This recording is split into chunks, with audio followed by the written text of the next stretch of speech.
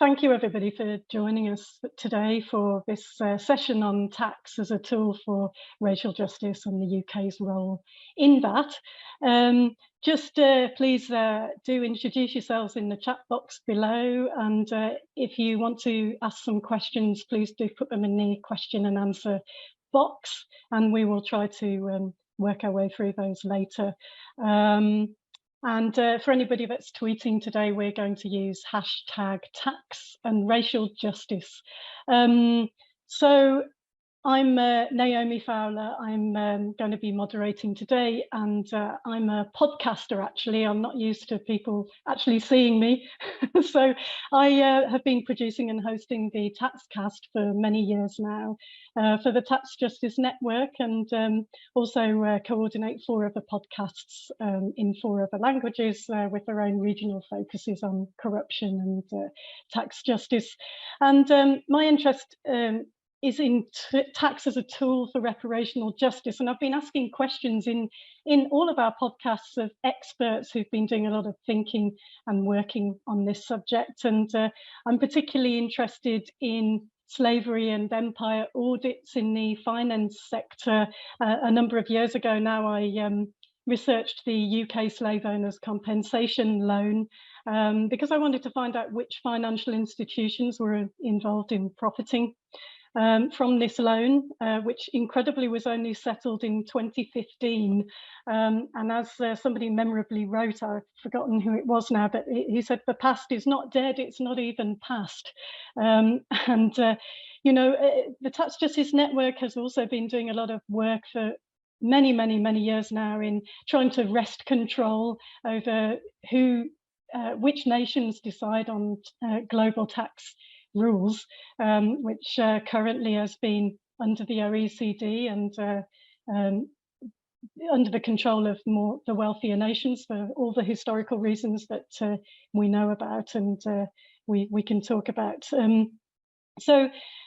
This report, it's been a long time coming, and I've been speaking with Guppi Bola from the Decolonising Economics and Robert Palmer from Tax Justice UK for a long time about this subject, and learning a lot about it along the way from so many people that have been thinking and working and talking about this for so long.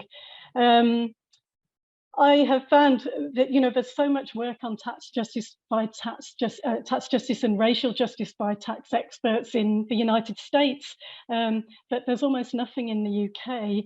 I'd recommend the work that the Centre on Budget and Policy Priorities have been doing. They've been doing some amazing work in that area. But in Europe, reparational justice hasn't been central to social justice and climate justice movements in the way that it should have been. And I really hope that that's changing now. And I know, working for an NGO myself, NGOs, they have their limitations. But there has been a big hole when it comes to campaigning and a really serious integration of racial injustices and how to tackle them into our work. And it does throw up a lot of fundamental questions on how NGOs are repeating inequalities in society. And it goes beyond a diversity issue, although that's part of it. But I think, too often people working in NGOs aren't actually living these realities, they're observing them. And I think it's fair to say that about the tax, accountancy and economics professions as well as the mainstream media. So it's also easy, I think, to limit ourselves to critiques of the system rather than, solutions that can be practically implemented, which is what is, really kind of where we want to get to. And you do see so often that the many brilliant people that I meet along the way who are working in the racial justice campaigning space are undervalued, underfunded. There's still a long way to go. I'm hoping that this report and the bringing together of people from so many different spheres will move us all together into the same space to take the next active steps in this area that's so needed. And we are going to talk about where this is going to go and next steps. This is just the beginning, and we'll talk about that later, right at the end. So I'm just completely in awe of the panelists and the speakers that we have here. I've learned so much from their work, and you know, I'm sort of feeling not worthy to be moderating the panel, to be honest with you, but I will do my best.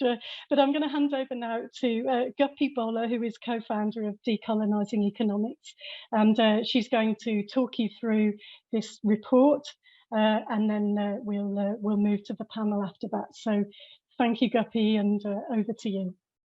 Great. Hi, everyone. Always so impressed at how many people are keen to come and listen to a presentation about tax.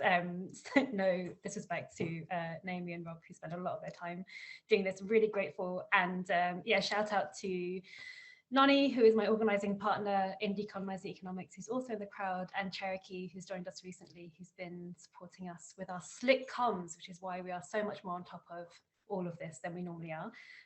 So thanks so much. We are a tiny collective of 2 people who have kept ourselves busy over the last 4 years, running workshops on the colonial roots of the economic system and reconnecting with our own cultures of reparative and solidarity economic practices. And that really is the sort of raison d'etre of why we exist. And we like to sort of express our work coming through 3 forms. So the first is divesting from whiteness, deepening our analysis of the economic and financial system, which is currently rooted in the colonial legacy of maintaining wealth and whiteness, and we'll be exploring some of that today. Working alongside partners and allies to shift the strategies and practices of the new economy or mainstream economic justice movement in the UK to facilitate a solidarity economy. And I can share more about that in a bit. And invest in the leadership of marginalized communities of color who are organizing towards community ownership of assets as a strategy for reparations, centering collective healing. I am conscious that as I do this, I'm going to try and go over the report, which is several pages long, and as it's just been released, you might not have had a chance to look at it yet. I will be referring to certain words that maybe you haven't heard of before or are less familiar with, but luckily there is a glossary at the beginning of the report, so open up and take a look at that, and that will help you guide you in the next 10 minutes. So many folks mistake our work as anti-oppression and diversity, but if you've come here for that, sorry to disappoint you. We are primarily strategists and geeks, and whilst strategy is maybe an unpopular catch-all, it is a term that captures what we do best. The simplest way of describing our sort of work fits into a picture that is on page 26 and 27 of the report, which is the strategy framework for just transition. And that is really the central focus of the way we built the report. So the first half being an analysis of the colonial and consumerist mindset that has established the extractive economy as we see it today, and the visions and dreams of building an economy that is centered on racial justice and social equity, and what we need to do in order to get there. So as I go through bits of the report, just have that structure in your mind and refer to pages 26 and 27 as we go. So the project, yes, as Naomi mentioned, it's been a 2-year endeavor. And like many, we found ourselves caught in a whirlwind of activity in 2020 after the murder of George Floyd, and took that opportunity to build on some of the solidarity statements that were specifically coming out of the sort of economic justice and new economy sector of NGOs and civil society. And this is where we slid into the DMs of Rob from Tax Justice UK, and he agreed to begin working together, which, as all good partnerships begin, started with a blog. And to build our little team, we were joined by Naomi from TJN, who, as an organisation, I think have had that much more capacity around looking at the colonial roots of the economic system, I guess probably because of its internationalist perspective. And together we worked on just trying to understand why there was such a lack of investment in not just the research and analysis of that colonial history, but also placing frameworks to help conceive and design strategies out of that system. And we committed to the last 2 years of trying to move forward on that, not answer it, but move forward. So for anyone who's been to one of our workshops, the report actually follows the learning journey we often take participants on over a period of 4 hours, and I'm going to share that with you in about 3 minutes. To begin with, we introduce you to some key concepts that we use throughout the paper, which is important for us because whilst you might have your own definition on words such as tax, racism, colonialism, we have provided a glossary that in some way reflect our own analysis of the structural determinants of racial inequalities, the existence of white supremacy, and what we mean by connecting whiteness to the colonial mindset and extractive dynamic of the economy. We always spend time providing a level of historic context to our work because it feels impossible to remove things like the legacy of the Bank of England, of the insurance companies like Lloyd's of London, of the City of London, and the extractive nature of our global economy today, and its relationship to racial inequalities, both at a material and cultural level. Again, I mentioned we're also geeks and we really love history because it's central to how we uncover solutions. And as Noni always reminds me in their favorite proverb, if you know the beginning, the end will not surprise you. Uncovering that historical context is not a case of being stuck in the past for us. It's about developing a full picture of the levels of wealth that were extracted from Indigenous, Black and people of colour communities, the brutality of that extraction, and the lasting imprint and cumulative effects that now show up in racialized communities who are impoverished, made sick, live in precarity, and often at the center of the climate and ecological breakdown. Looking for solutions to racial wealth inequality in isolation of these financial systems, colonial roots, could risk us continuing to uncritically rely on the very institutions and instruments that are responsible for the ongoing racial wealth extraction. And for sure, that has been an issue for most organizations that are focused on just reforming the system that we live in as opposed to transforming. So I'm far from a tax expert. I'm far from a tax expert. I've really relied on expertise of academics who have literally put their careers on the line to deliver essential knowledges in this area, particularly Professor Gurminder Brambrah, who reminds us that the historical complexities of Britain's extractive economic system reach far beyond this island as a result of the globalized nature of its colonial violence. So the biggest challenge we have collectively is understanding how tax policies have historically extracted from communities of colour by patching information from across formerly colonised nations, not just Britain. The central portion of the report invites readers to explore ways in which tax policies may have boosted wealth in whiteness, that is, white dominant institutions that were established to concentrate wealth in Britain for the benefit of white British elites, and elites that facilitate or played into that system of inequality. And it also invites readers to explore how tax policies blocked access to wealth for racialized communities, both in Britain and abroad. And for this, we look at the structures of business enterprise, organized philanthropy, land, inheritance, borders, debt, and financial services. And I'm sure that there are many other structures, but those are the ones that we began with. The purpose of this section was to use nuggets of information that we had access to about each of the structures and weave their colonial legacy into our interpretation and understanding of what was driving the ongoing boost of white wealth and blocks of wealth for racialized communities. And this is really the meat of where we feel future research and collaborations can emerge. And I'm sure many of you will have your own questions or approaches that we look forward to hearing more about as we piece together the knowledges in this area. And finally, to end the paper, we return to the Just Transition Framework to guide us in solutions we need to build together as a coalition of campaigners who want to begin shifting from an extractive model of economics towards a more reparative, healing, regenerative system that works under the principles of racial justice and social equity. I was going to go through the solutions, but what I'm actually going to do in terms of recommendations is just invite you to look at that so that we can hear from the speakers.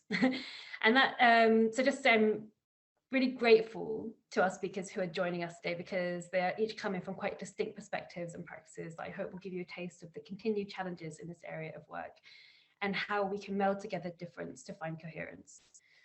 And to that end, it's worth also being upfront about saying that Decolonising Economics work is emergent. That is, whilst the names on the tin, Noni and I and our partners and the community work through a learning journey, and we believe that, that alongside the transformation of the existing mainstream campaigning organisations, we are also trying to create space to imagine alternatives to our extractive economy. Primarily, our focus for this is on the expertise of Indigenous, Black and people of colour. There are many voices that are not represented in this paper, so there's a disclaimer here that again, this is not a representation of the opinion of the broader racial justice movement. This is not a complete analysis, nor it is the only direction in which tax work can go. And it is also not decolonizing in its truest form. Really, our frustration is the sheer lack of energy at all, or resource that is provided by mainstream organizations going into this kind of investigation. So it is merely an invitation to hear from those who are speaking today, to further reading and relationship building, to citing expertise of Black and Indigenous scholars, and more importantly, investing in this work. And I cannot say that enough. I cannot say that enough. Finally, if in any doubt, Decolonising Economics is an anti-capitalist organization. I think it's important to say that, because whilst we offer entry points of exploring reformist ideas in this paper, in the end, we believe in the wholesale transformation of the economy, because any economic system that is predicated on the exploitation of racialized people, because of the foundations of which it was built, which is white supremacy, is one that will never achieve anything close to racial justice. And I'm saying that because despite our pretty upfront politics, we have managed to undertake a partnership with a various and diverse group of organizations, which hopefully shows that it is possible. It is possible to work together, and it's possible to collaborate and have outcomes. And I look forward to hearing from the speakers about more. So handing back to Naomi.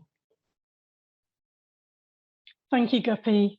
There's a lot there, isn't there, to discuss? There's so much to think about. I'm going to go around each of our amazing panelists now, and I'm going to ask them if they would be able to talk us through their responses to the report itself, and how they relate the perspectives from their own particular work to this report. And I'm going to start with Keston Perry, who is Assistant Professor of Africana Studies at Williams College in the United States. And as you'll see from the programme, he has a particular focus on climate reparations.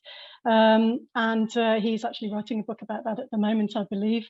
And hope he'll get a chance to talk us through what he describes as radical humanism. So Keston, I'm going to hand over to you. Thank you. Thank you, Naomi, and thank you, Guppi and Noni, for this amazing work. I think it is very much an important start for conversations around how British Empire and its legacies, as well as the continuation of the fragmentation of that empire, what it means for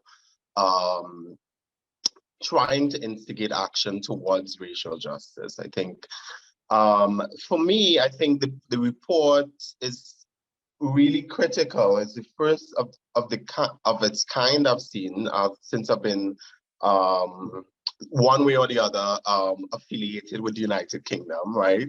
So I have lived in the UK for about almost 10 years prior to moving to the United States. And for me, I think it highlights the ways in which tax and the financial system in general has been used as a tool for racial subjugation, extraction, continuation of racial disparities and hierarchies, right? I think a lot of that conversation around race and racial capitalism, if as it were, is very much mooted or rather muted in the United Kingdom around what empire has done to save, quote unquote, Black and racialized peoples, right? And in ways of looking at, we've seen over the past few days discussion around abolition and what empire has done, but to a large extent, I appreciate what the report does in highlighting some of the very obstacles and bottlenecks that are rooted in imperial subjugation, that prevents ways of changing and discriminatory and basically hierarchical financial system. So we know that in 2015, which was mentioned earlier, that when the emancipation was proclaimed in 1834, from that period, it was what had been dedicated to enslavers at that point in time was £20 million, which I think was about either a quarter of the entire British budget at the point in time. We know the value of that amount of money now is about £17 billion, right? In addition to which, I mean, there has been a lot of discussion around reparations over the past couple of years, and there's a brilliant book by Hilary Beckles, which goes into much more depth about what abolition meant or what emancipation meant. And he mentions Emancipation Act, and the proclamation of it was the most racist act that the United Kingdom has ever perpetuated against people of the Caribbean. Right, so today we see this system, the financial system, that persists largely through debt and debt service payments that countries in the global south have to pay to both investors as well as foreign governments and multilateral agencies, right? Many of those contracts are actually physically signed in the United Kingdom, in London. Those contracts pertaining to debt, which are often as a form of subjugation against global south countries. So to some degree, I'm a bit skeptical about the idea of how do we decolonize the tax system. I think we need to think a little bit more about that in terms of what does that mean for around sort of reforming aspects of the tax system which are actually rooted in enslavement, rooted in colonial subjugation. So what the report mentions around the finance curse, which is a really, really important idea, and the history of colonial extraction, is how do we consider tax havens, right? A lot of the discussion around tax justice has pinpointed tax havens as the bad guys. Often countries in the Caribbean, we're talking about the Bahamas, Cayman Islands, etc., have often been pinpointed as those bad guys over there doing really terrible things to UK citizens. But what does that mean in terms of the fact that countries that have taken advantage of, to some degree, neoliberal economic policy that started in the United Kingdom, right, to become tax havens? Many of those countries had very little productive capacity in other areas, but also have been created as tax havens by elites, by transnational corporations. And so who are really the bad guys, right? When we discuss tax havens as this entity which, and often we don't hear in that conversation, we don't hear Switzerland referred in the same way, we don't hear Luxembourg referred in the same way. What underpins the idea of tax havens as those island territories that continue to do harm to the United Kingdom?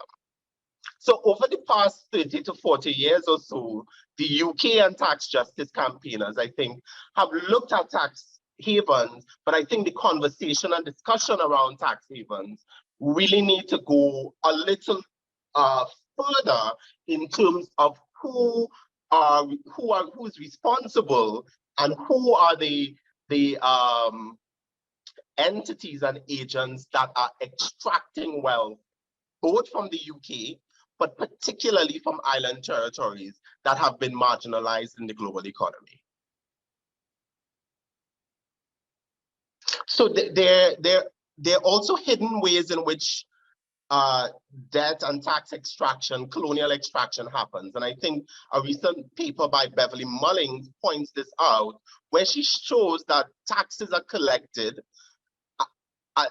that are so minimal, right? So there's these tax havens operate at a very low tax level or even no taxes in some cases. So that means that no taxes actually go to the budgets or treasuries of those island territories. So the Bahamas, Cayman Islands, and many other jurisdictions like that.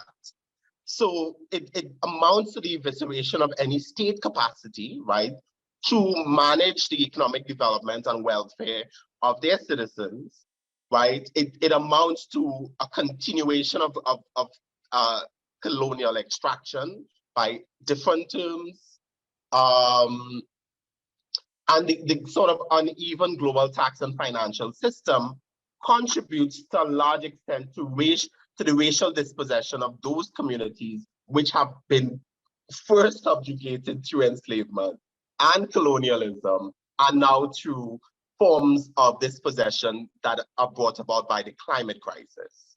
So many of these countries are former colonial territories, in many cases still are colonial territories, if we're talking about some of the Caribbean islands like the Cayman Islands and so on.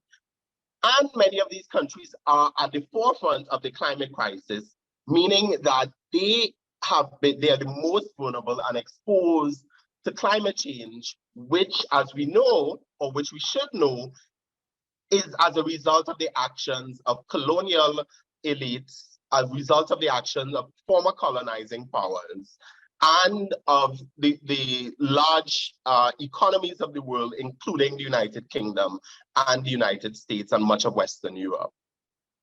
So these countries are facing what we might call a triple whammy in terms of the impact that tax, the impact that tax has on their economies and their societies, and the further impact that they face when they have to sign up to various sort of financial arrangements that attempt to address the climate crisis. So, and much of what happens in many of those kinds of agreements is that further extraction, further kinds of exploitation happens through the financial system, because many of these countries are seen as opportunities for transnational elites to make money on their own suffering through the climate crisis. So it is a very complicated situation. I'm very appreciative of this report and much of the work that you all are doing. And I congratulate you, and I think this opens up a huge conversation of what needs to happen, especially when countries are blacklisted by the United Kingdom and European Union, and which also means they face huge regulatory fines. They face being blocked out of the international financial system, and they continue to face the effects of climate change, which impacts their Black and racialized communities more disproportionately.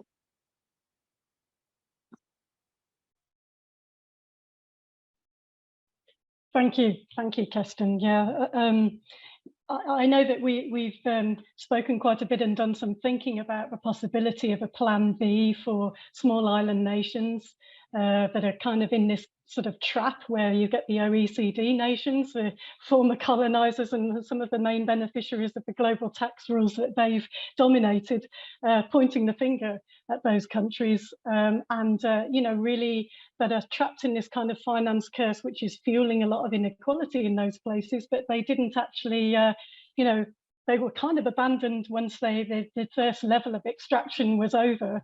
Now we're into a different stage of extraction. So it's a really, an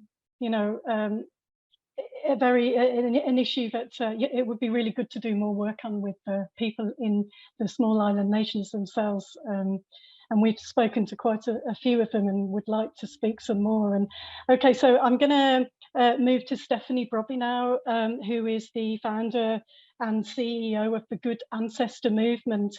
So she comes from a background of working within the private wealth industry. So as such, has some really fascinating insights into wealth and into thinking on redistribution. So Stephanie, I'm going to hand over to you. Thank you. Thanks, Naomi, and thanks so much for inviting me to join the panel today. Huge congratulations to you all for this phenomenal piece of research. I was really excited to see this movement-centered research and really feel that it's a roadmap to racial wealth equity. And my mind was whirring at several points when reading the report. It brought up so much for me, and I think I'm just going to have to keep reading it periodically throughout the next 12 months to really get into some of the ideas that were mentioned. But what was really curious to me, it was that in the opening, I think, of the report, the etymology of tax is to fix rather than something else. And that's curious to me because there is an assumption there inherently that repair is needed, and there's a presumption in favor of inequality rather than equality. And so the default position is that the economic and political conditions are such that they allow for an imbalance and an economic imbalance and unfairness that needs to be fixed, rather than this kind of idea of predistribution where the system is geared up towards preventing inequalities from happening in the first place. And I got lost in this rabbit hole and started thinking, well, if we aspire towards predistribution such that we engineer markets and economic conditions and our systems of economy and governance to ensure that we create fairer outcomes from the beginning. So, for example, in this particular context, breaking up existing concentrations of wealth and economic power, surely this boomerangs back to tax again. So tax is both a tool for redistribution and predistribution when it comes to wealth inequality, and in particular the racial wealth gap. And perhaps that was all very obvious to everyone, but I had to really walk through that process of seeing tax as both that kind of double-edged sword, really, for redistribution of wealth and predistribution. So all this to say that the report has really forced me to think much deeper and much more ambitiously about just how far tax should be used as a tool to repair structural inequities, specifically in the context of racial justice and the racial wealth gap, and really how to leverage tax as a tool for systemic change and not just in and of itself to fix, short-term issues with the economy. I think the questions that we need to ask ourselves are, A, what are we really trying to fix through taxation? B, what is the extent of the repair that is needed? How do we quantify that? How, I'm sure it's multi-layered. And how can taxation best serve the repair that is required? From my perspective, as a former private wealth lawyer and now founder and CEO of the Good Ancestor Movement, I'm working with a community of wealth holders who are beginning to advocate for tax justice in the course of their progressive wealth practices and their journey towards redistribution. And there are some tensions around what strategies are most needed when it comes to tax justice, and particularly when thinking about using tax as a tool for racial justice. And this is a conversation that began to crop up before the summer in terms of what should the response of wealth holders who are pro-tax justice, what should their response be, and how should they live out their beliefs, the alignment of their values in practice. Clearly, it's not just about raising revenue through taxes on wealth, although that is critical, particularly at this time. But in order to reduce the concentration of wealth, we need to look at strategic campaigns to shut down tax havens that Keston's just been talking about, because we all know that they deprive multiple jurisdictions of their ability to raise the correct amount of revenue. I think tax havens in particular have long been a source of distress for me personally, because I feel really strongly about the fact that it means that these islands are complicit with their own oppression, particularly in the Caribbean islands, the small islands in the Caribbean. And there is this distinction that Keston was referring to about Switzerland and Liechtenstein and even Guernsey and Jersey being treated differently and being categorized differently. And I feel that there's such an injustice when you look at the economic infrastructure of these small islands in particular, which are built almost exclusively around tax avoidance. So what could true liberation and abolition look like for those islands, and how do we support or facilitate the rebuilding of an economy or economies in those jurisdictions that can deliver value for the world without relying on tax avoidance as the kind of primary source of economic activity? The second point I wanted to make was that one of the key tenets of the emerging progressive wealth movement is an acknowledgement that wealth has been and continues to be divided along racial lines. Historically, enslavement and colonization formed the foundations of Western economies. They have shaped financial instruments. Guppi was talking earlier about Lloyd's of London and the stock market. You know, enslavement and colonization literally built the wealth of nations and created the architecture of a financial system which naturally concentrates wealth in particular geographies and across specific demographics. We know that the Bank of England financed colonial expansion, that merchant banks provided commercial credit to expand colonial activity, but also to finance the buying and selling of slaves. And so we have this creation of a financial system which favors whiteness by default. And I would encourage you to listen to a podcast series by Philip Roscoe, who's a reader in management at the University of St Andrews. And he has a podcast called How to Build a Stock Exchange. And one of the things he mentioned, and I think it was the first episode, was a really simple statement that white markets need black markets. And that just points towards the kind of the ongoing, the colonial legacy that is present and inherent in our systems, of our financial systems and our economic systems. And I'll put a link in the chat a bit later. But just by way of illustration on that point, and again, contextualizing the colonial subjugation of the global South to which Keston Perry was referring, many of you would have heard about the campaign against asset manager BlackRock. I think this was back in April and is ongoing. BlackRock holds about $220 million worth of Zambian sovereign bonds and stands to generate in excess of $180 million for its clients if those debts are paid in full. And Zambia has incurred crippling debt in order to try and build its infrastructure to protect its people from the climate emergency.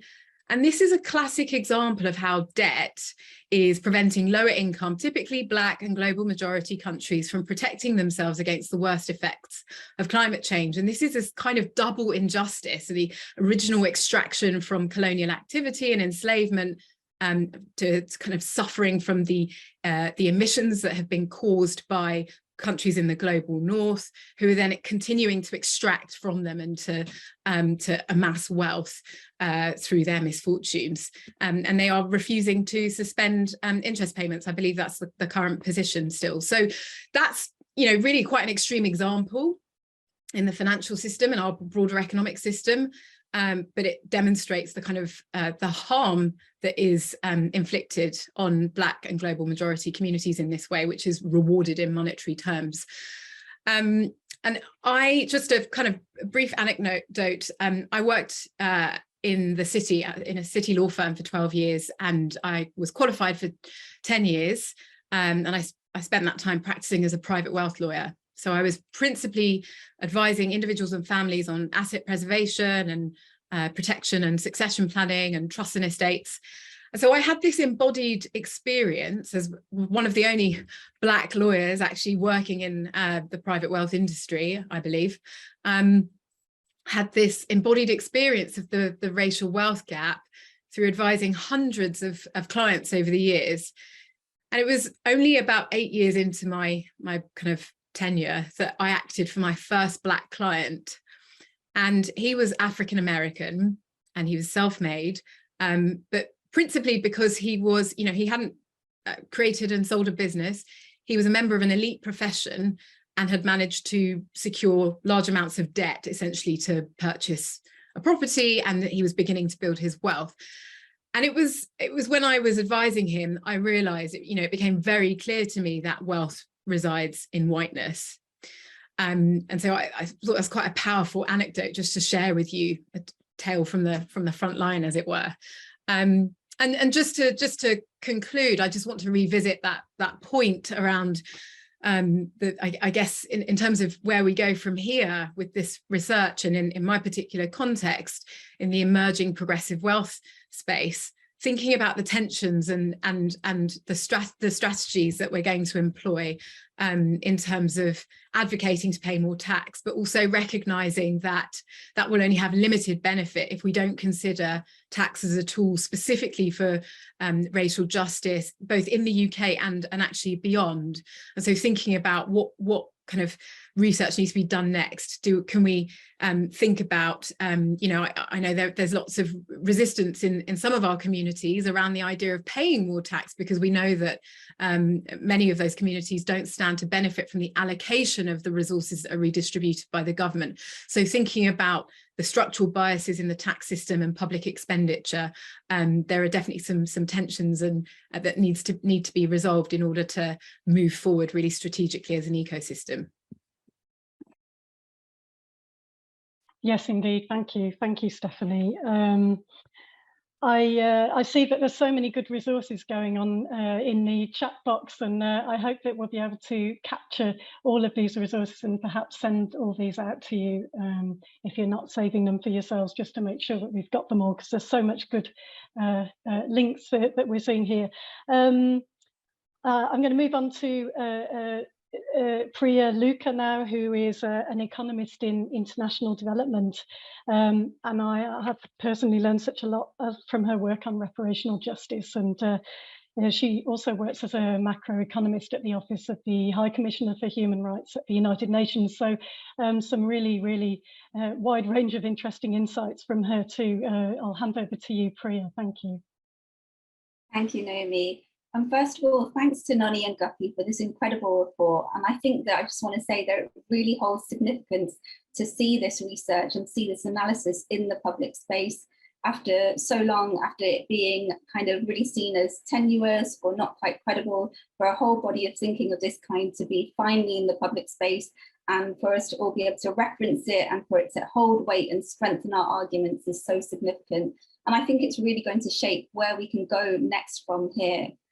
So, I mean, I'll start by saying that we know that people living in poverty are not beneficiaries of the tax system, but they are instead net payers. So groups who've had their power taken away from them by colonialism, such as indigenous groups, Afro-descendant people, people living in segregated urban areas, and landless people all pay disproportionately more tax than they should.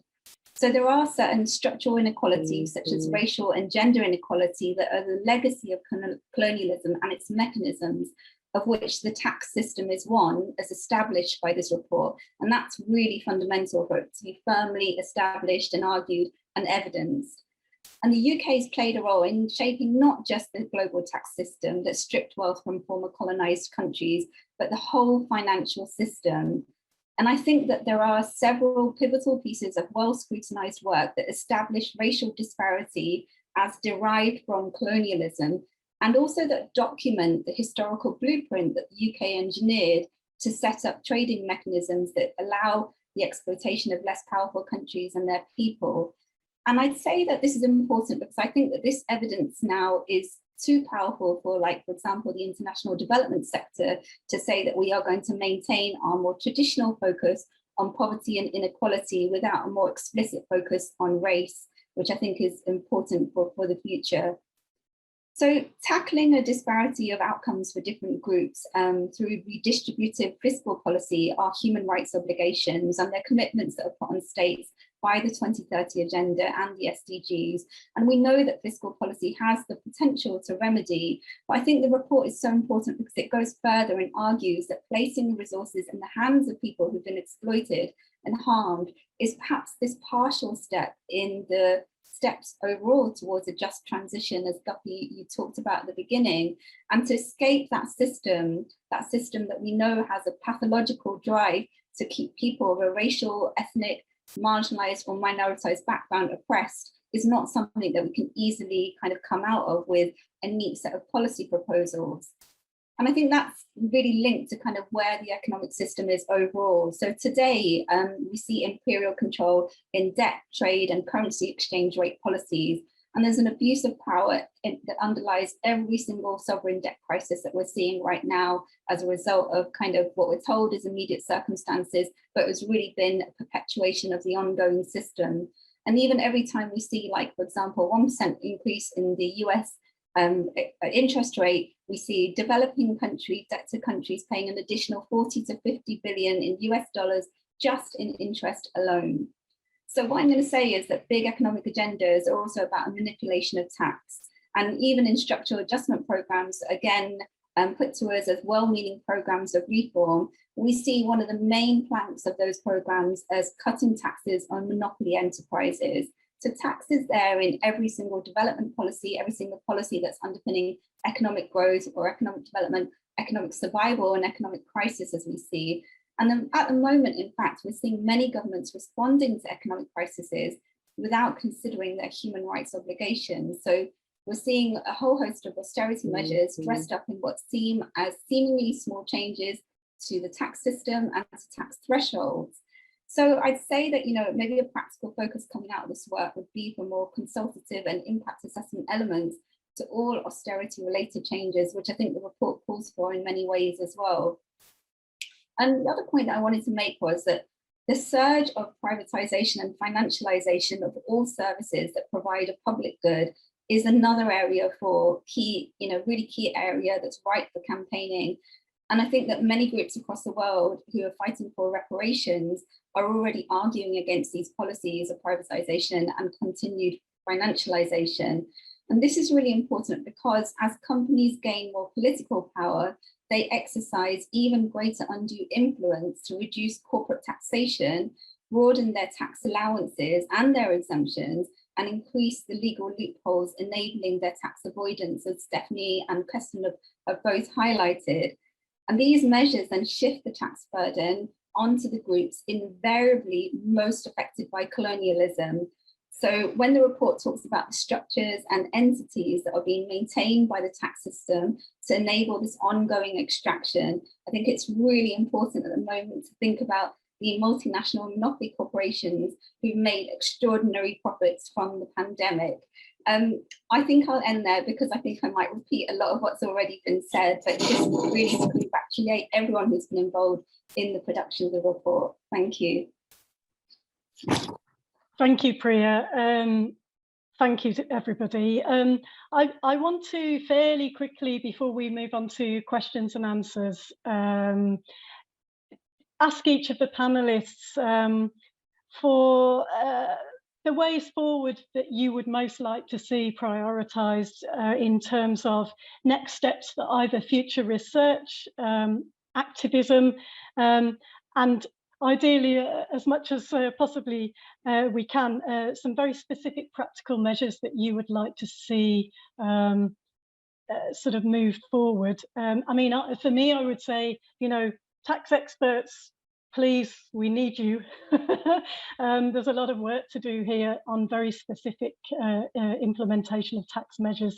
But obviously there are so many fundamentals to address that you've all been raising about what underlies the tax system and the economic system in the first place. But I know that Priya has to leave us at 3 o'clock, so I'm going to go first to you, Priya, if that's okay, and then we'll move around to the others, and then we'll move to question and answer. Thank you, Priya.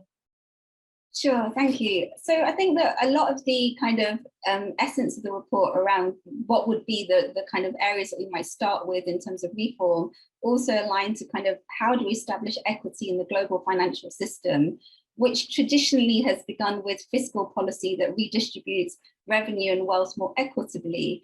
And I think now is the time that these policies on redistribution should now tackle the current historic levels of racial injustice and inequality as well.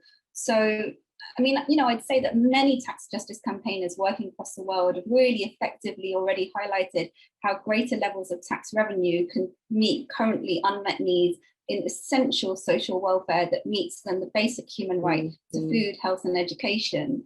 And then if we think about, where this connects to kind of other movements, the People's Reparations International Movement, or the PRIM as it's called, and its associated institutions that locate their work in obtaining redress for historical atrocities, I'll also argue that the basis for any fight for equity must have direct and participatory community engagement. So in re-envisioning, it may be worth thinking about what participatory processes and procedures towards repairing the tax system to ensure community interests prevail are already there in the work of all the organizations that make up the coalition that is the Global Alliance of Tax Justice, where I think that we can really be inspired by the abundance of narratives that there are already around systems change. The report also looks at the issue of property allocations through colonialism as part of slavery compensation measures and links this to current patterns of home, land and asset ownership. And land grabbing is really symptomatic of a failure of capitalism to provide a good life to some of the planet's most vulnerable people. So I think that's another area that would build a lot of alignment with lots of existing movements. The other point that I think I'd make is that the main source of income for the population at the top of the income scale includes highly lucrative commodity trading, which itself was a market that has been designed and instrumentalized through colonial commodity trading by the UK. And I think the work developed on a tax on commodities as part of the Labour manifesto at the last general election is worth, really understanding and kind of building more into. And there are a number of countries that have some form of FTT, financial transactions tax. And this could be a real way to kind of break the huge political economy power of the financial sector. I think the final point that I'll end on is a kind of more open-ended question, which is something that I grapple with in my work, which is what does economic independence mean for communities that have been affected by legacies of slavery and colonialism, and what have been the processes that have determined this through truth-telling hearings and other public consultations. And I think, what do they offer for Where Next on racial justice and issues of tax? What part does systems change or adopting really explicit anti-imperialist stances hold in this? And I think, coming back to where we started in this discussion, in the wake of the murder of George Floyd in the US, there was much campaigning to see the reform of police departments, but this is on the presumption that any changes, even the defunding of police departments, will be implemented by putting those demands to those with the power to make the changes. And similarly, on the issue of debt distress that's causing food insecurity, hunger, starvation, and death in a number of countries, we are putting those demands to IFIs, international financial institutions, with the power to make the changes.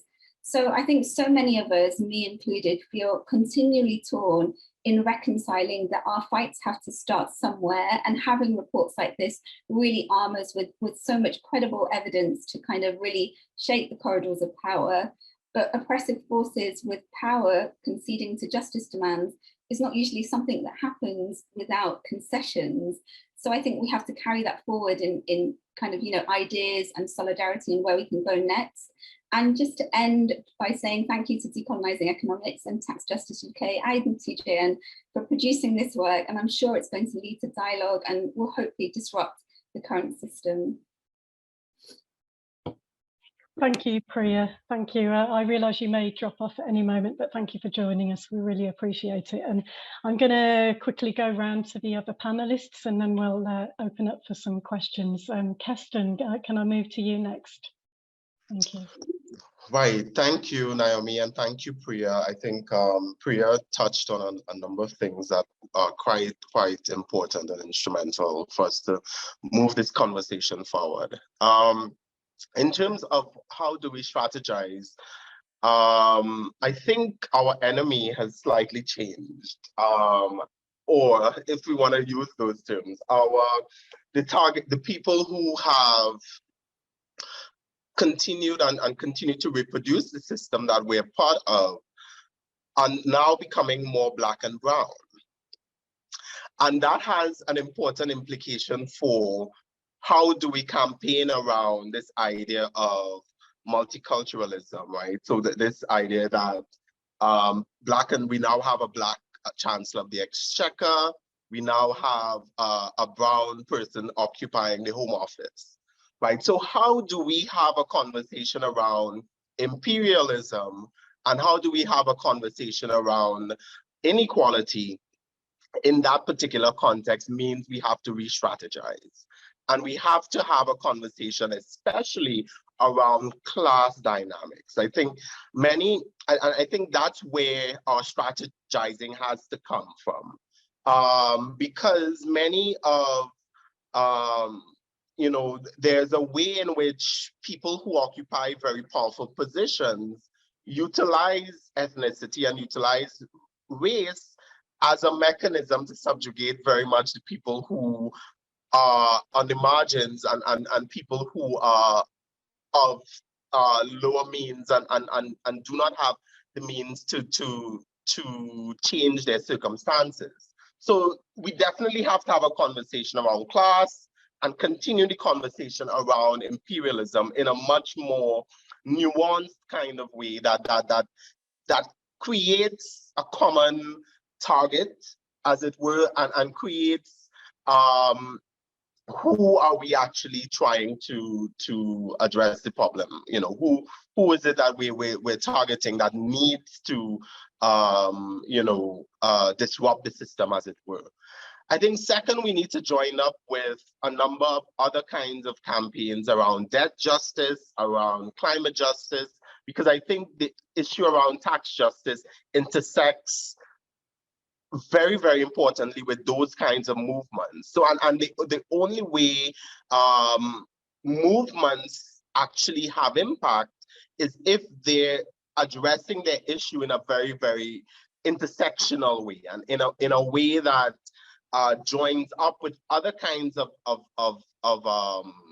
goals that do not see their particular campaign in a siloed kind of way. I think that's a very, very important way. So we have to join up with the reparatory justice movement as well. So all of these campaigns have to find a way of coalescing around similar principles and similar goals, right? And I think the report manages to do that very, very well in terms of bringing together all these various aspects of the financial system, connecting it with reparatory justice, and connecting it with the climate crisis and climate justice, of which tax is an extremely important aspect, right? So I think there are those, as you know, there are those on those two fronts that we can actually move some of this forward. I think the people that we want to target are people who have some level of understanding of where we're at.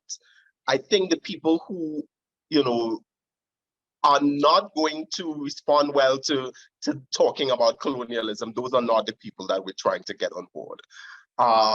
Because it's going to take a lot more effort to address the issue of the blind spots that have been created in the United Kingdom around the idea of colonialism and colonial nostalgia.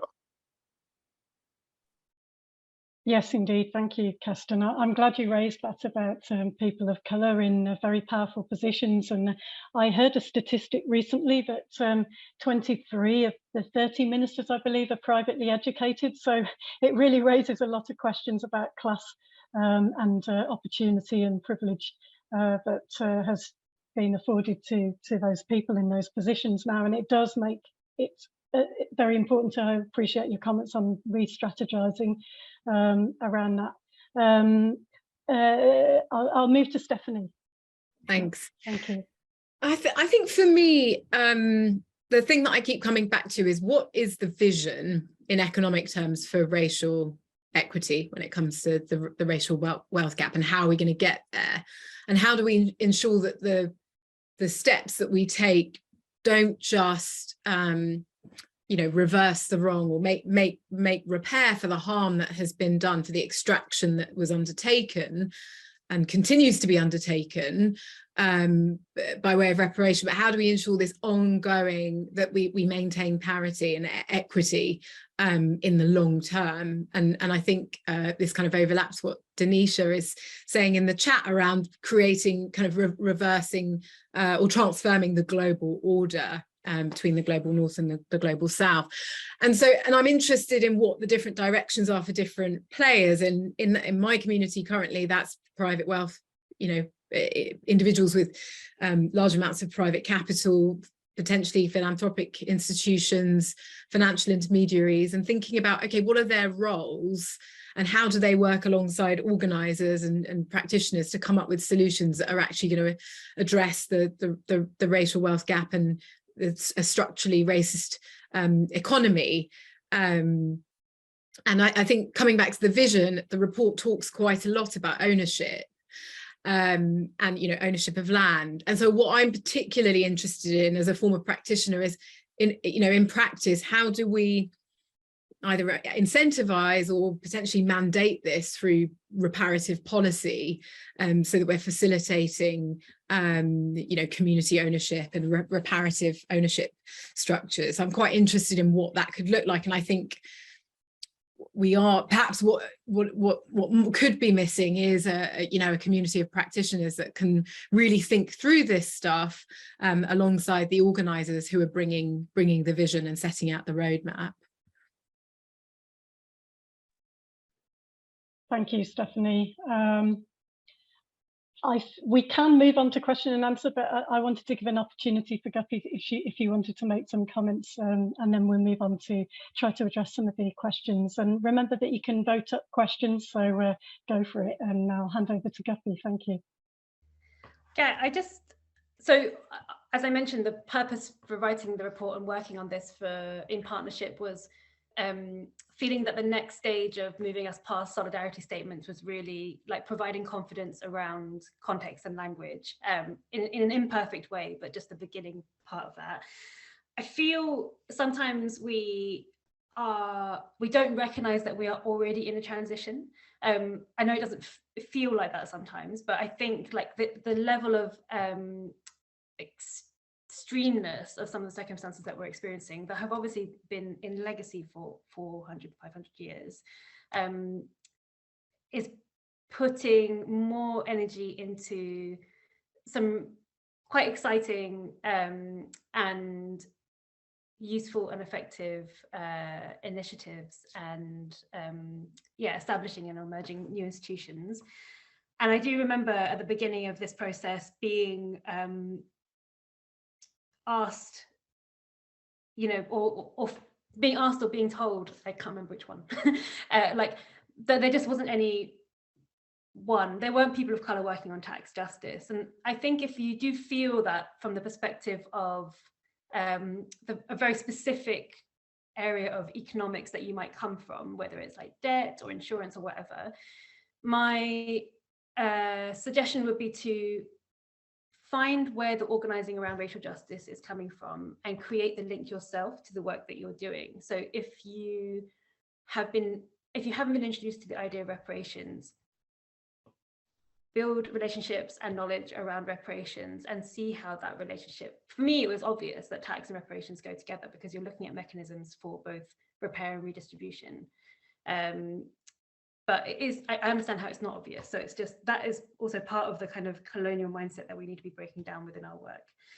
The other is that, in the work that I do, it's very localized, very grassroots kind of community organising. I, from my sins, live in Oxford, which is where my family have grown up. And the organising work I'm doing at a local level is basically around land reparations from the university, and building organised communities of colour in the city that do exist but have been pushed right to the edges of the city and on the outside, and are those that are suffering the most during the cost of living crisis. And part of the reason that it's so expensive to live in the city is because the university owns so much of the land, and are responsible and control the rents on that land, making it impossible for people to live and build a life here. And that money and that wealth came from slave money. So there's just an obvious conversation for me at the local level to build that power. And I think organised communities are the starting point for me of being able to build self-determination in that kind of just transition process. So if you're less of the kind of like geeky numbers person, there is organising work that you can do that is open to you. And the final bit is, that for us to be intelligent about the concept of whiteness, when and it's been mentioned before, as Kerstin mentioned, the sort of diversity idea around like who is in power at the moment. And there is also a question about like Russia and China. It's like, how can we be intelligent about understanding what whiteness means? And whiteness specifically in what Bell Hooks describes as the white supremacist, imperialist, capitalist patriarchy, like those components of the system that we live in that are operating together, does not mean that you have to be white to benefit from this system. but that whiteness operates and can be facilitated by other people, but it requires the oppression and subjugation of often Indigenous and Black people. And we go into that a little bit in the report, but obviously there's much more to go into in that. So it's just, yeah, being intelligent about those ideas and less literal about them. Thank you, Guppi. I'm having a look through the questions that we have, and you've sort of touched on the first question that's appearing on my screen, at least, regarding the return of Russia and the arrival of Chinese companies and how that complicates things. I don't know if anyone wants to add anything to that, or we could just move on to a great question from Natalie from Health Poverty Action, who is talking about the so-called war on drugs, which has been used explicitly as a racist tool. And they've been arguing for a long time about legalization and regulation and taxation of the drugs trade, and using that as a tax revenue for social justice. Does anybody want to speak to that, and how we could engage the tax justice community in drug policy reform? It's something that I've been interested in myself for a long time.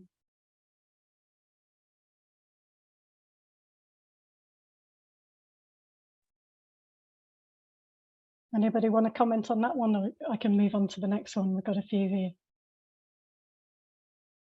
I mean, I will only say that, again, I also completely agree about that analysis, and that I suppose there's still generating revenue or using tax as a way to sort of legitimize or legalize something is important. But also I think that idea of generating tax revenue also requires us to transform the state and even like question the state and think about how that exists as well, and how that fund is distributed and what it's distributed into, because currently in the UK it's just funding private companies. So it's just considering the full kind of like chain of resource and where it actually ends up to. But if it is a way in which it can end up in new democratic institutions, then I'm all up for it. Okay, thank you, Guppi. We have a question from Mark Langdon, and he says, while we're fighting capitalism on its home ground, sorry about the sirens, in its home ground, in an effort to ameliorate the worst of its toxic outcomes, we're perhaps using resources that need to be focused on planning for post-capitalist futures. Do the panel agree that we need to be more effective in nurturing social and political imagination at a global level, so that the end of capitalism is understood as not only possible, but vital for a future where oppression is replaced by emancipation and love? That's a great question. Could I put that over to Stephanie or Keston? Yeah, I'm happy to. I feel really heavy when I read that question, because, you know, it talks about nurturing the imagination on a global level. And, you know, the first thing that comes to my mind is, who's going to pay for that? You know, who's going to redistribute, make funds available, the capital that is available for people to reimagine, for people to dream dreams and to decolonize their minds and yeah, you know, unpick and interrogate the colonial mindset, and then have space to imagine something else. And so, of course, that's a vital part of, you know, I think one of the biggest scams is the fact that people they feel kind of intimidated by when we talk about the economy, and they probably think about mathematical theory and, you know, macroeconomics and things. And to my mind, you know, doesn't the economy literally mean the management of home? You know,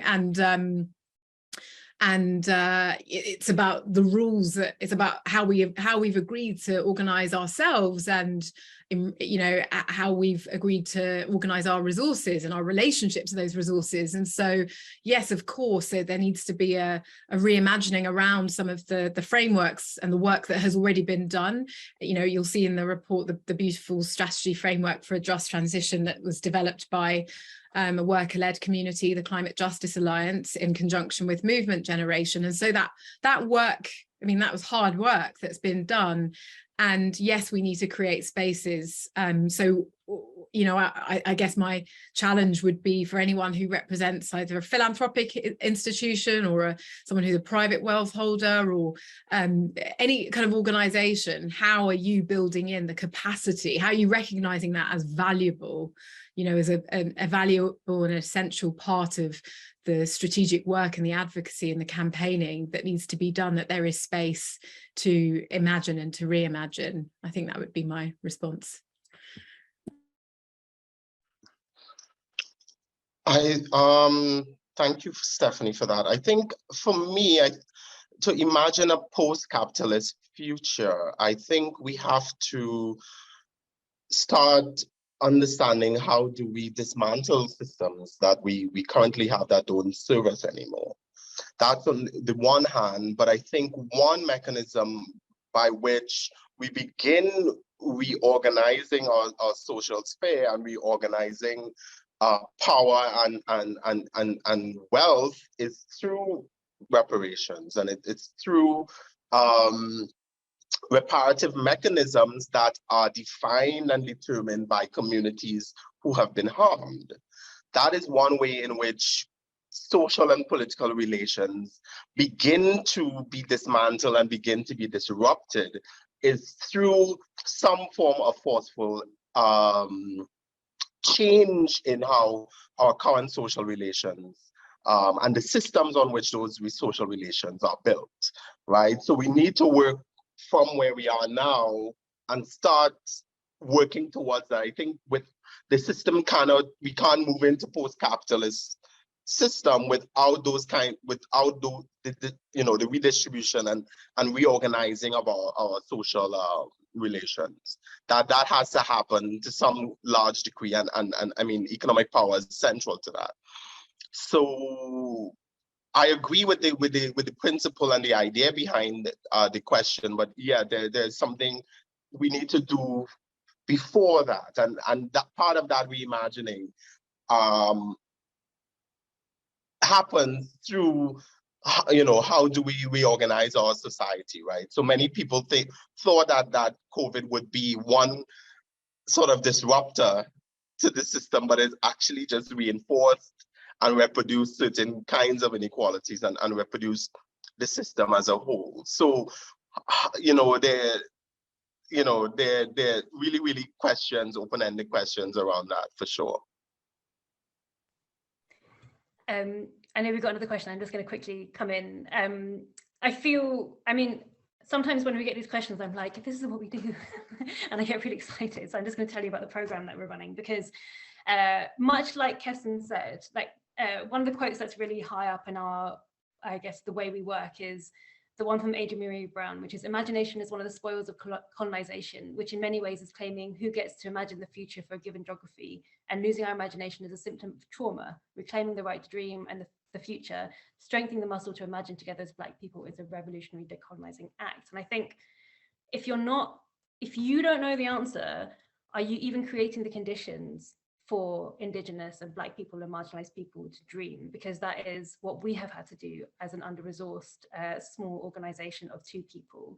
And that is the plan for the next year, is to firstly provide rest from the ongoing grind of living in this system. The second is to invest in repair, in understanding that there is generations of harm that have been caused from living in racialized capitalism, and repair is absolute paramount for us in order to be in existence to even do the organizing and imagining work. Then to build the relationships, to feel like we're not alone, then to be able to dream together, and then to even have the money to be able to build. So if any of that is interesting to anyone who has some resource, please be in touch, because that is the plan for the next year. And we are not the only organization doing that work. There are so many other organizations doing that work that we can also connect you with, that I'm sure that Keston and Steph also have relationships with as well. But it's just changing the mind of what solidarity is and what the purpose of that work is for, in order to begin moving into a post-capitalist future. But it actually requires money and resource beyond words for that to happen. So it's really great for solidarity statements, but things have to move. So hopefully that will begin happening. Thanks, everybody. Yeah, and it's interesting the point you made, Guppi, about we're sort of already in a transitional time. We're already entering that and have been in it for some time, and it does feel like there's a kind of we're in a capitalist death spiral at the moment, and experiencing collapse of all types of things. I'm just looking at some of the other questions we have here. We have a question from Nancy Kachingwe, who is from Zimbabwe. Great question, Nancy. She's asking, taxation, reparations, or expropriation? It seems to me that some of the methods of tax accumulation are so unjust and criminal, we should be talking outright about expropriation. And I see there's another question just below that about how we define decolonisation, how each of the panelists define that in their own work, and what they think decolonising the tax and related financial system might entail. I mean, there's a lot in both of those, but I wonder if anybody wants to take a stab at expropriation and then talk about decolonisation and what it means to them. I mean, we touched on all these things, but expropriation, not yet. Just a quick comment on the expropriation. It's interesting, and I have a little smile on my face because it makes me think about conversations with clients that I've had in the past when I was practicing as a lawyer, and they would almost view fair taxation, which, you know, arguably wasn't really fair because of the political choices that had been made around the tax rates, as expropriation. You know, as a form of, you know, this is my property that's being seized by the state. You know, it's being stolen from me. And so I find that quite an interesting, you know, it really taps into the psyche of actually what we're dealing with and points towards a shift in which, you know, I think many organizations are trying to do, to redefine our relationship with taxation and highlight the you know, revisit the purpose of taxation once again, so that we have a clear understanding of what it is there for and what the vision is, which is ultimately to ensure that we live in a flourishing and equitable, just and more sustainable world. As to the, you know, the actual mechanics of expropriation, I might let someone else take that, but I just thought I would draw that out just from my own experiences in practice.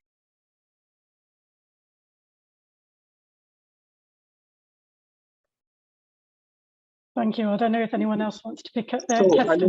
So I think what we've been discussing the last hour or so is that what has happened in the tax system, and I think Gurminder Bambra's work talks a lot about how the welfare state in the United Kingdom was built on the foundation of colonialism, right? So when people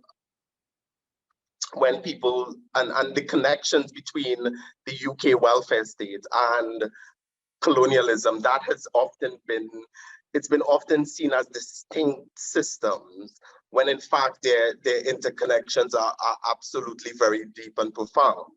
So I think what has happened in terms of expropriation is largely through resource and colonial extraction, right? It is not,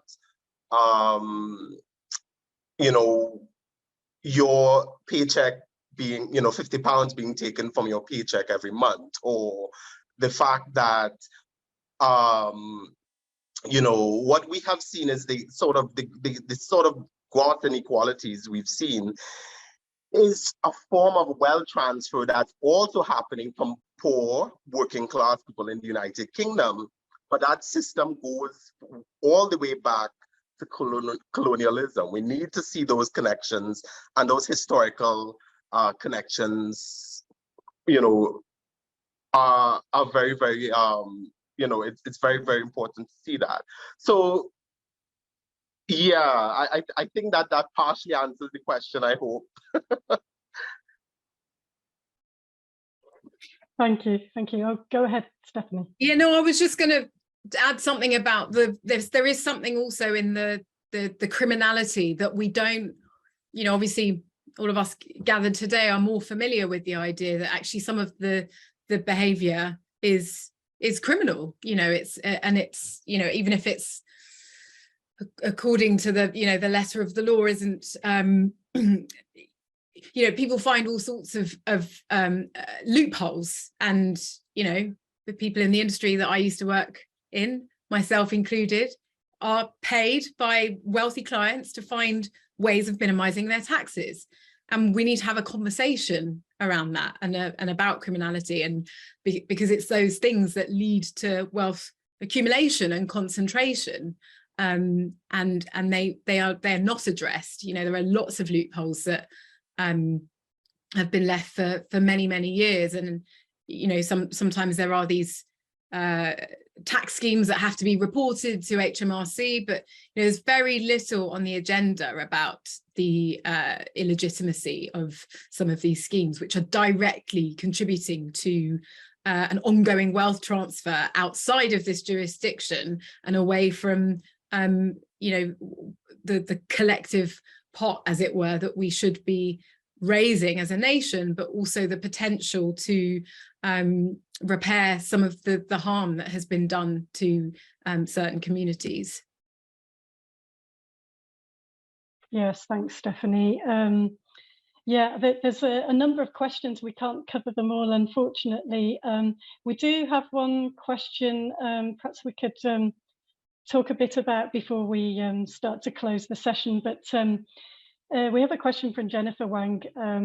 What would you say to people who say the climate crisis is so dire and urgent, we don't have time to completely change the system and the global worldview, we've got to use the existing tools and systems to decarbonise now? And that kind of makes me think of, I saw that Keston was talking about this recently, about renewable energy transition, and how the US and the EU are now proposing, having created this, what you call colonial carbon economy, of proposing a carbon border adjustment tax, which will actually decrease the income of poorer and historically plundered nations by $5.9 billion. So in some ways you talk about using the existing tools, but those in themselves, even in the name of transition, are far from equitable in any way, right?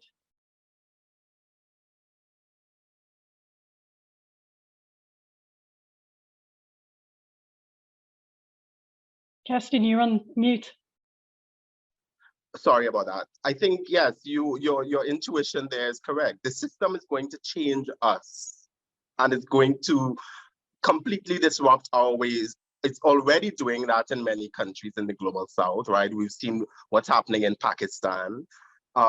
We've seen what's happened recurrently throughout the Caribbean, in India. I mean, so the system is actually changing us, right? So the idea that we should wait or we should do things in terms of tweaking things here and there around the edges is just not tenable, because the system is actually already changing us.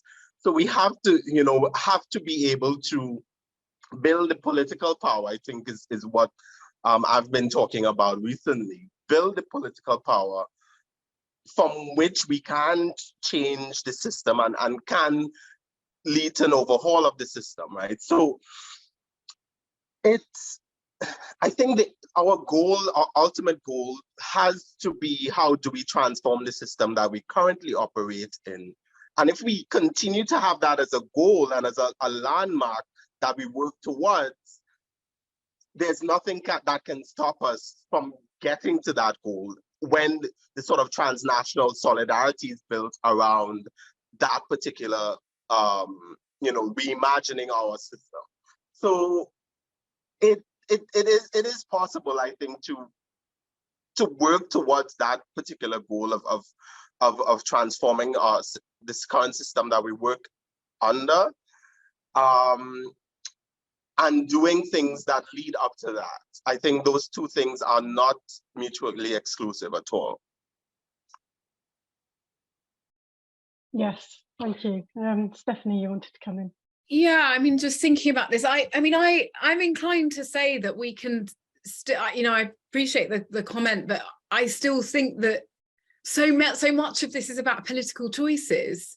There's so much that could change, and yes, we have to account for the impact of those choices and on communities, on business and international and national infrastructure. But But I think there is a question around how we can repurpose tools to interventions to leverage the systems change that we want, or to push the momentum in the direction of the system that we want to create.